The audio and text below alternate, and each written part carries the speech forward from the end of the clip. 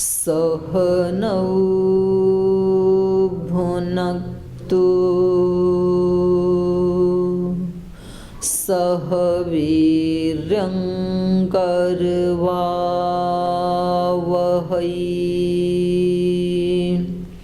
तेजस्विनावधीतमस्तु मा विद्विषावहै। ॐ शान्ति शान्ति शान्तिः।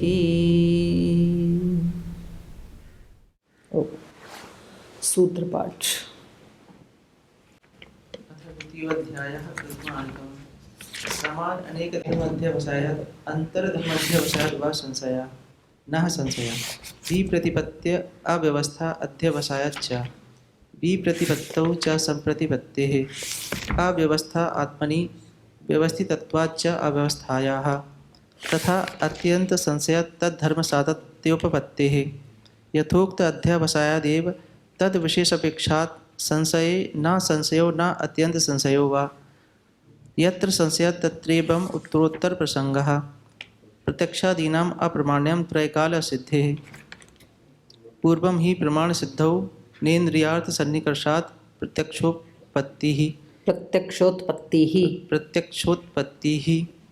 पश्चात् सिद्धौ न प्रमाणेभ्यः प्रमेय सिद्धिः युगपत् सिद्धौ प्रत्यार्थ नियतत्वात् क्रमवृत्तित्वभावो बुद्धीनां त्रैकाल सिद्धे प्रतिषेध अनुपपत्तिः सर्वप्रमाण प्रतिषेधाच्च प्रतिषेध अनुपपत्तिः तत्प्रामाण्ये वा न सर्वप्रमाणं विप्रतिषेधः सर्वप्रमाण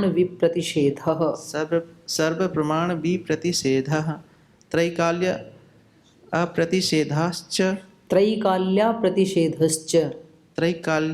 प्रतिषेधश्च शब्दाद्योत्य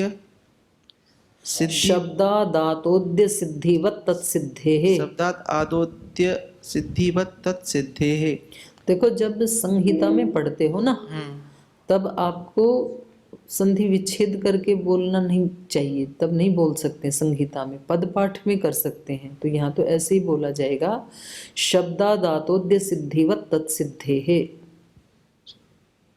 पहले बोलो, शब्दादातोद्य सिद्धिवत् तत्सिद्धेः।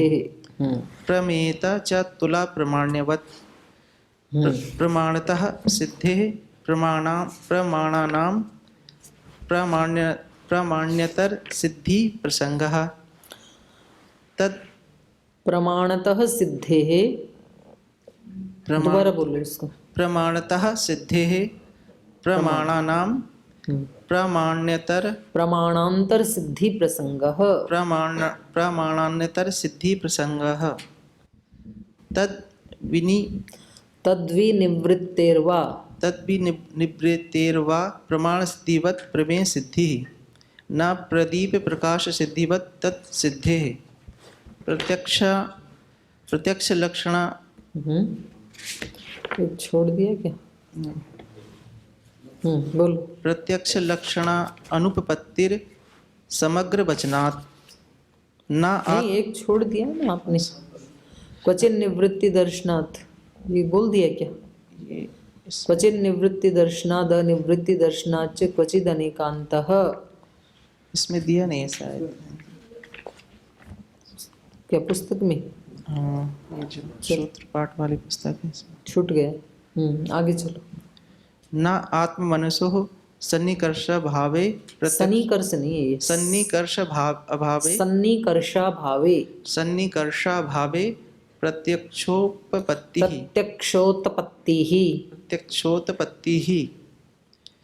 दिग्देश कालाशेष्व दिग्देश कालाकाशेष्वप्येवं प्रसंगः। दिग्देश काला आकाश कालाकाशेष्वप्येवं कालाकाशेष्वप्येवं प्रसंगः। प्रसंगः। ज्ञानलिंगत्वाद् आत्मनो न अवरोधः नानवरोधः। नानवरोधः तद्योगपद्यलिंगत्वाच्च न मनसः प्रत्यक्षनिमित्तत्वात् चेन्निन्द्रियार्थयोः सन्निकर्षस्य स्वशब्देन वचनम् सुप्तव्यासक्तमनसां चेन्द्रियार्थयोः सन्निकर्ष निमित्तत्वात्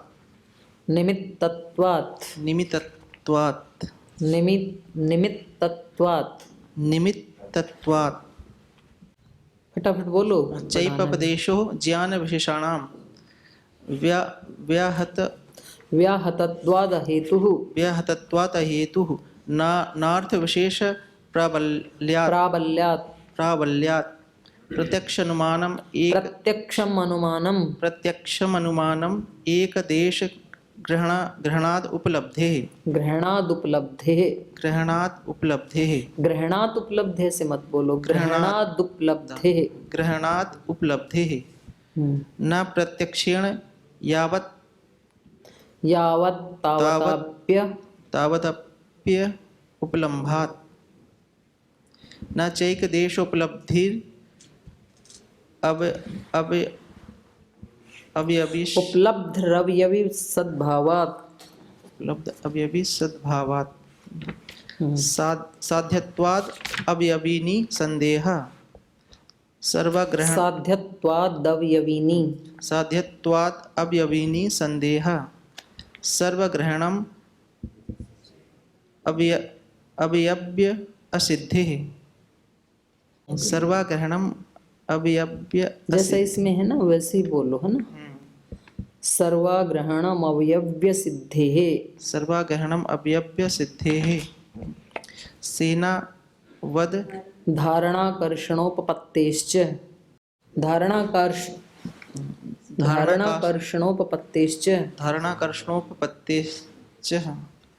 चलो आगे बोलो। सेनावद्वद् ग्रहणम् इति चेन्नातीन्द्रियत्वादणूनां रोधोपधात् बोलो। नहीं आगे मत चलो। सेनावन्वद् ग्रहणम् इति चेत् नान्द्रियत्वादणूनां रोधोपधात् सादृश्यभ्यो व्यभिचारात् अनुमान अप्रमाणम् नैकदेश त्रास सादृश्यभ्यो अर्थांतर भावात् वर्तमान भावः पततः पतित वर्तमान भावः पततः पतितव्य कालोपपत्तेः तयोरप्य भावो वर्तमान भावे तदपेक्षात्वात् नातीत अनागतयोर इतरेतरापेक्षा सिद्धिः वर्तमान भावे सर्वाग्रहणं प्रत्यक्षानुपपत्तेः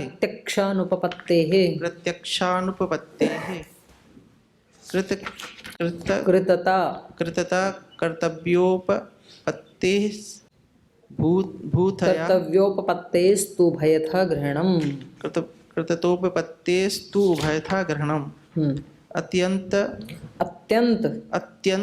प्रायैक देश साधर्म्यात् दुपमाना सिद्धिः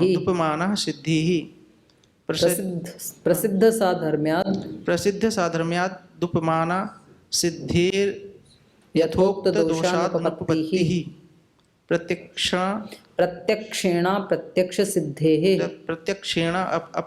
सिद्धेः न प्रत्यक्षे गवये प्रमाणार्थम उपमानस्य पश्यामः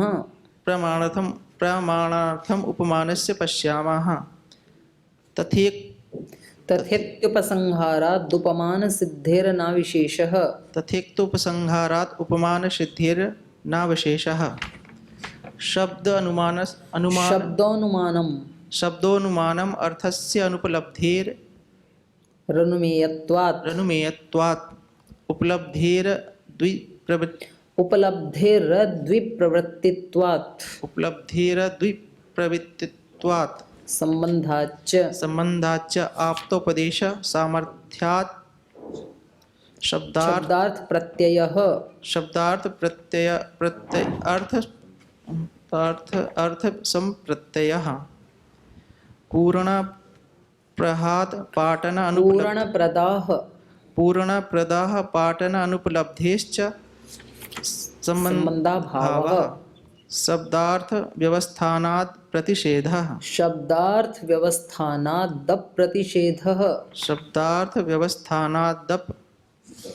प्रतिषेधः न सामयिकत्वाच्च शब्दार्थ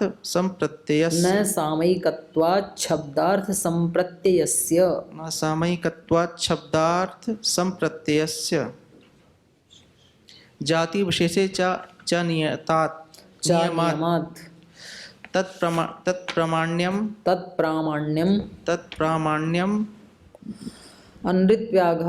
अनृत्व्याघात पुनरुक्त दोषेभ्यः न कर्मकर्तृ साधन वैगुण्यात्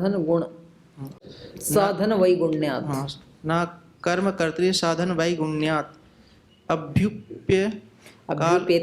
अभ्युपेत्य कालभेदे दोषवचनात् अनुवादोपपत्तेश्च वाक्य विभागस्य च अर्थग्रहणात् विध्यर्थवादानुवाद वचन विनियोगात्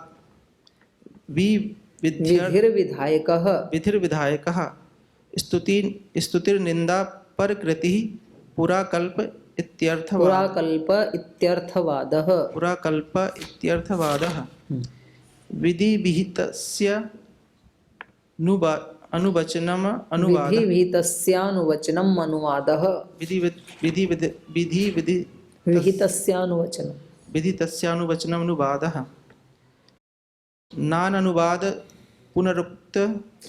नानुवाद पुनरुक्तयोर्विशेषः शब्दाभ्यासोपपत्तेः शीघ्रतरगमनोपदेशवत् अभ्यासान्न विशेषः मंत्र आयुर्वेद प्रामाण्यवच्च तत्प्रामाण्यम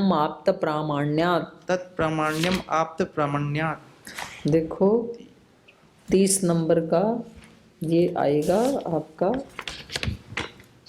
मौखिक, और ये मैं सुनूंगी, तो इसलिए आप कल से अपनी 1 घंटी लगाओ, कोई एक आचार्य से उच्चारण लो पहले, सबके लिए है ये बात, इधर तो बहनों को तो आता है, तो इसको शुद्ध याद करो भाई, पूरे पाद को याद कर लो, है ना। कितने सूत्र हैं? 68। हाँ, तो 2 दिन में याद कर दो 68 को, 2 दिन नहीं तो 3 दिन में कर दो, चलो कोई बात नहीं, 3 दिन में याद करो, 20-22 सूत्र याद करोगे तो हो जाएगा 3 दिन में 23 सूत्र याद करोगे तो पहले उच्चारण लेके फिर याद करके सुनाओ, तो सभी को याद करना है ये। चलिए अब आगे चलते हैं। प्रत्यक्ष की वो और अधिक परीक्षा चल रही है, तो कल इन्होंने क्या कहा था? प्रत्यक्षम अनुमानम एक देश ग्रहणात् उपलब्धे है। यहाँ पर ना 2 मत चल रहे हैं। एक मत ऐसा है कि संसार में ये जो कुछ दिखाई दे रहा है, ये बौद्धों का मत था उस समय, कि जो कुछ भी दिखाई दे रहा है ये सब भ्रम है, और कुछ ना कुछ थोड़ा सा मिलता हुआ इसमें अद्वैतवाद वालों का भी थोड़ा सा ऐसा ही मत था कि ये सब असत्य है, तो असत्य का मतलब जो आदि गुरु शंकराचार्य जी ने किया था वो तो बिल्कुल ठीक किया था। असत्य का मतलब उन्होंने किया था अनित्य, लेकिन उनके शिष्यों ने असत्य का मतलब क्या सोच लिया, है ही नहीं, मिथ्या है ये, इसलिए खाओ पियो मौज करो, संसार है ही नहीं। बौद्धों ने, महात्मा बुद्ध ने जो कहा था वो सत्य था, लेकिन उनके शिष्यों ने क्या फैला दिया आगे, सब शून्य है, सब क्षणिक है। क्षणिक तो है, लेकिन ऐसा नहीं है कि जो दिखाई दे रहा है उसकी भी सत्ता से आप मना कर दो। तो उनका क्या कहना था, ये वृक्ष है, ये गाय है, ये मनुष्य है, ये सब भ्रम है आपका।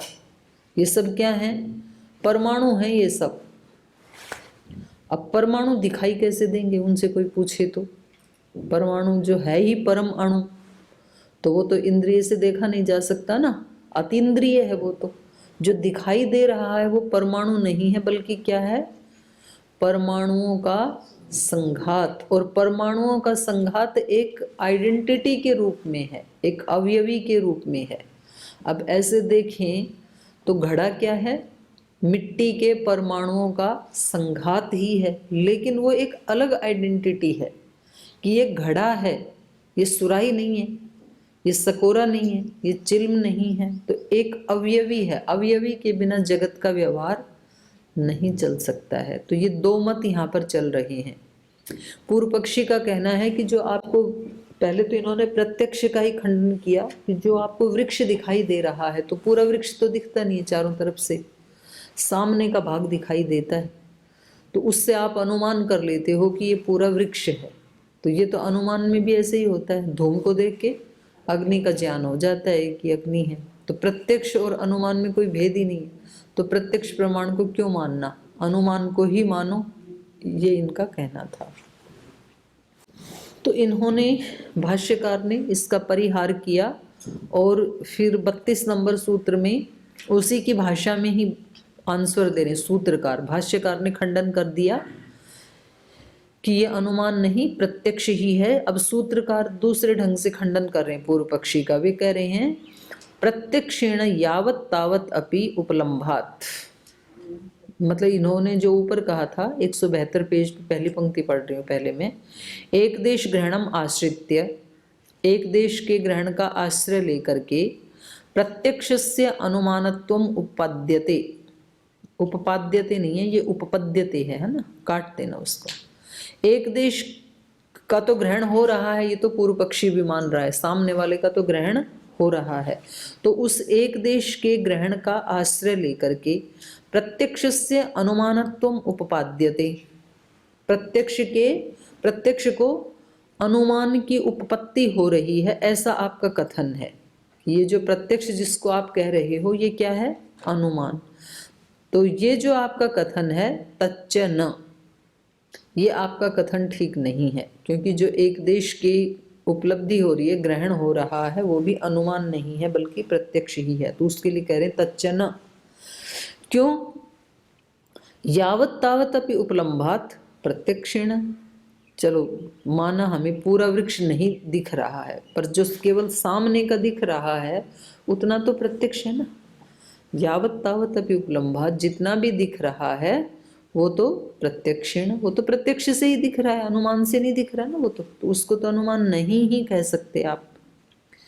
न प्रत्यक्षम अनुमानम, प्रत्यक्ष प्रमाण अनुमान प्रमाण नहीं है। कस्मात प्रत्यक्षेण एव उपलम्भात, जितना भी ज्ञात हो रहा है वो प्रत्यक्ष से ही ज्ञात हो रहा है वृक्ष। यत्तद एक देश ग्रहणम आश्रियते प्रत्यक्षेण स उपलम्भः, जो आपकी दृष्टि से एक देश का ग्रहण हो रहा है, उस एक देश के ग्रहण का आश्रय लेकर के प्रत्यक्षेण असौ उपलम्भ है। ये जो भी ज्ञान हो रहा है, ग्रहण हो रहा है, वो प्रत्यक्ष प्रमाण से ही उपलब्धि हो रही है। न च उपलम्भो निर्विषय अस्ति, जो कुछ हमें उपलब्ध हो रहा है वो निर्विषय तो नहीं है ना, वृक्ष ही उसका विषय है हमारे प्रत्यक्ष का, तो है ही वृक्ष, इतना तो आप भी मान ही रहे हो। यावच्च अर्थ जातम तस्य विषयः, जितने भी पदार्थ हैं उत्पन्न हुए मात्र जितने भी पदार्थ हैं, तस्य विषयः, उनका कोई ना कोई विषय तो है। तावद अभ्यनुज्ञायमानं प्रत्यक्ष व्यवस्थापकम भवति। तो वो जो विषय हैं उन सबको अभ्यनुज्ञायमानम माने उनका जो आगे दिखने वाला जो भाग है वो प्रत्यक्ष व्यवस्थापकम भवति, वो ही प्रत्यक्ष प्रमाण का व्यवस्थापक है। जितने भी पदार्थ हैं यावत अर्थ जातम, जितने भी पदार्थ हैं उनका जो विषय है, उनका विषय क्या होता है? उनका प्रवृत्ति निमित्त।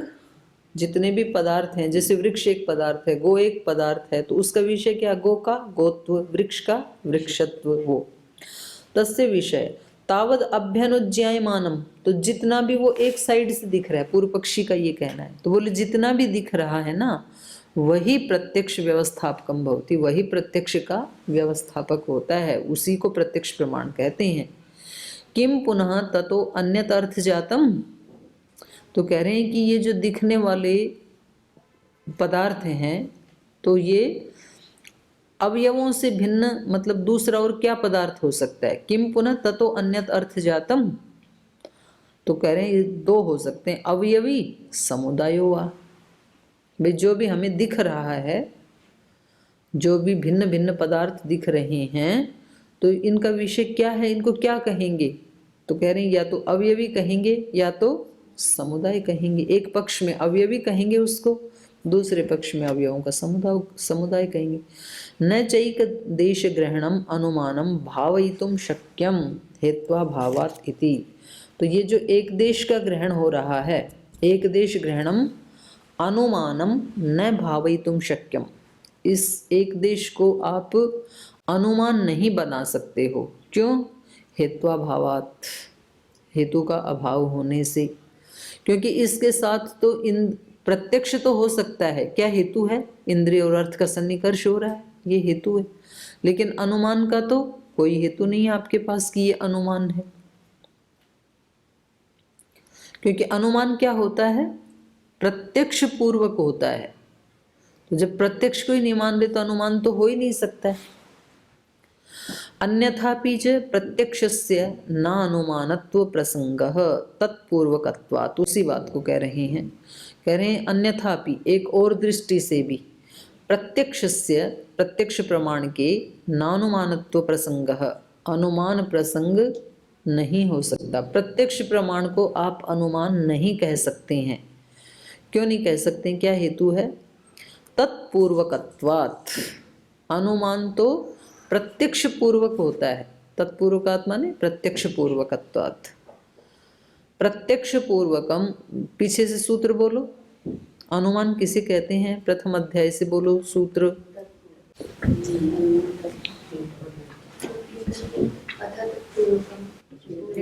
अथ तत्पूर्वकम त्रिविधम अनुमानम पूर्ववत् शिश्वत सामान्यतो दृष्टम च, तो ये तीन प्रकार का अनुमान होता है। और ये कैसे होता है? तत्पूर्वकम, उसी को यहाँ पर कहा है। तो प्रत्यक्ष जो है इसको आप अनुमान नहीं कह सकते, क्योंकि अनुमान तो तब होवे जब पहले प्रत्यक्ष हो। प्रत्यक्ष का ही खंडन कर दोगे तो अनुमान कैसे होगा? अनुमान कैसा होता है? तत्पूर्वकम। अब इसमें देखो, पुस्तक में देखो, बंद करो इसको भाई। प्रत्यक्ष पूर्वकम अनुमानम, अनुमान प्रत्यक्ष पूर्वक होता है। संबद्धावग्नि धूमौ प्रत्यक्ष तो दृष्टवतो धूम प्रत्यक्ष दर्शनात् अग्नावनुमानम भवति। संबद्धौ अग्नि धूमौ, कभी प्रत्यक्षतः दृष्टवत, जिस व्यक्ति ने धूम और अग्नि के संबंध को कभी प्रत्यक्ष देखा है। संबद्धावग्नि धूमौ, एक साथ रहने वाले जो संबद्ध रहते हैं, ऐसे अग्नि और धूम को प्रत्यक्षतः दृष्टवतः, जिसने प्रत्यक्ष देखा है, वह व्यक्ति धूम प्रत्यक्ष दर्शनात्, फिर कभी दूसरी बार धूम का प्रत्यक्ष करता है तो अग्नौ अनुमानम भवति, तो अग्नि का अनुमान होता है। पर जिसने एक बार भी दोनों को साथ नहीं देखा हो तो अनुमान नहीं होगा। तत्र यच्च संबद्धयो लिंगलिंगिनो प्रत्यक्षम यच्च लिंगमात्र प्रत्यक्ष ग्रहणम नैतत् नहीं तद अंतरेण अनुमानस्य प्रवृत्तिरस्ति। तो कह रहे हैं तत्र, तत्र माने कहीं भी, यज्ञशाला में या महानस में। तो महानसे यच्च संबद्धयो लिंगलिंगिनो प्रत्यक्षम, या तो यज्ञशाला में या तो कहीं रसोई घर में जो संबद्ध दोनों लिंगलिंगी हैं। लिंग क्या है? धूम, लिंगी अग्नि। इन दोनों का प्रत्यक्ष किया है किसी व्यक्ति ने, जहाँ पर यत्र तत्र मतलब वहाँ पर जहाँ दोनों साथ रहते हैं, या तो यज्ञशाला में या तो रसोई घर में। यच्च लिंग मात्र प्रत्यक्ष ग्रहणम, और कह रहे हैं ये जो लिंग मात्र का प्रत्यक्ष ग्रहण हो रहा है, धूम का जो प्रत्यक्ष ग्रहण हो रहा है, न एतत् अंतरेण, ये अग्नि के बिना हो नहीं सकता है। तब अनुमानस्य प्रवृत्तिरस्ति, तब अनुमान की प्रवृत्ति होती है। न तो एतद् अनुमानम इंद्रियार्थ सन्निकर्षजत्वात्, लेकिन यहाँ तो ऐसा नहीं हो रहा है जो वृक्ष को देख रहे हैं। यहाँ तो क्या हो रहा है? इंद्रिय और अर्थ के सन्निकर्ष से एक ज्ञान उत्पन्न हो रहा है कि ये वृक्ष है। तो ये अनुमान कैसे हो सकता है? न तो एतद् अनुमानम, ये अनुमान नहीं हो सकता है, क्योंकि इंद्रियार्थ सन्निकर्षजत्वात्, ये ज्ञान तो इंद्रिय और अर्थ के सन्निकर्ष से उत्पन्न होने के कारण ये अनुमान नहीं हो सकता है। ये तो प्रत्यक्ष ही होगा। न च अनुमेयस्य इंद्रियेण सन्निकर्षात् अनुमानम भवति, क्योंकि जो अनुमेय है उसका इंद्रियेण सन्निकर्षात्, इंद्रिय के साथ सन्निकर्ष होने से अनुमानम न भवति, अनुमान नहीं होता। क्या होता है? प्रत्यक्ष। जो अनुमेय है, अनुमेय मतलब जिसको हम अनुमान प्रमाण से जानते हैं, उसका तो इंद्रिय के साथ सन्निकर्ष होता ही नहीं है। वो तो वहां जाकर के जब कोई व्यक्ति देखेगा तो फिर प्रत्यक्ष ही दर्शन होगा उसका। तो अनुमान प्रमाण से जो जाना जाता है उसमें केवल लिंग के साथ इंद्रिय का सन्निकर्ष होता है, अर्थ के साथ सन्निकर्ष नहीं होता इंद्रिय का, धूम के साथ सन्निकर्ष होता है ना। स्वयं प्रत्यक्ष अनुमानयोर लक्षण भेदो महान आश्रयितव्य इति, इसलिए ये जो प्रत्यक्ष और अनुमान का लक्षण है ना, इसमें तो बहुत बड़ा अंतर है। महान भेदो आश्रयितव्य, महान भेद जानना चाहिए दोनों में। क्योंकि पूर्व पक्षी क्या कह रहा था कि जैसे अनुमान में होता है वैसे प्रत्यक्ष में होता है, एक देश को देख करके दूसरे का ज्ञान होता है। बोले नहीं, ये तो बिल्कुल ही अलग है। प्रत्यक्ष का लक्षण बिल्कुल अलग है, अनुमान का लक्षण बिल्कुल अलग है। समझ में आया कि नहीं आया?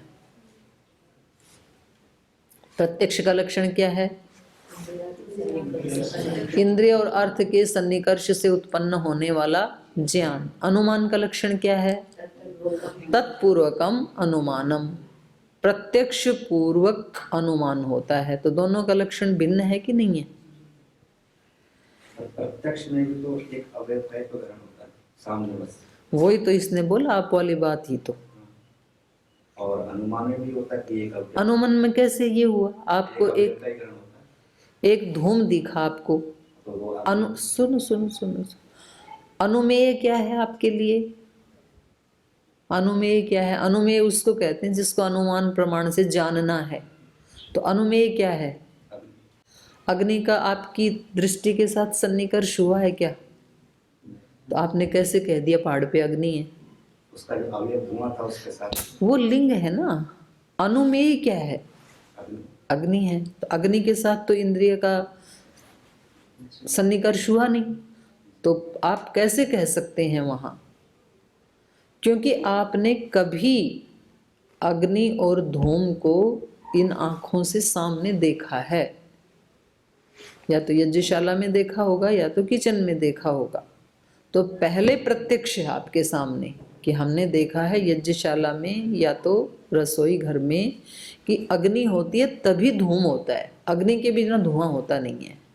ठीक, अब आप उसके एक लिंग को देख के लिंगी का अनुमान कर लेते हैं, लेकिन किसी ने कभी भी नहीं देखा इन दोनों को, तो वो धूम को देख करके अनुमान प्रमाण से ये नहीं जान सकता है कि ये अग्नि है।